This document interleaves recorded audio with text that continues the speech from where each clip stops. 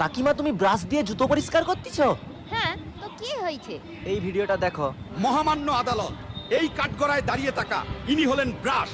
তিনি প্রতিদিন মানুষদের উপকার করে তাদের দাঁতগুলোকে পরিষ্কার রাখে, আর তিনি এই সমাজ সেবা করতে করতে তার জীবনটা পার করে দেয়। কিন্তু এই মানুষটা তাকে সম্মান দিতে জানে না। যখন তার বয়স হয়ে যায়, এই মানুষটা তাকে দিয়ে জুতা পরিষ্কার করে। তখন এই ব্রাশ ভাবে, আমি এত কষ্ট কাদের জন্য করলাম, আমাকে তো তারা কোনো সম্মানই দেয় না। তাই মহামান্য আদালত, আমি এই ব্রাশের ন্যায় বিচার চাই। Order order order.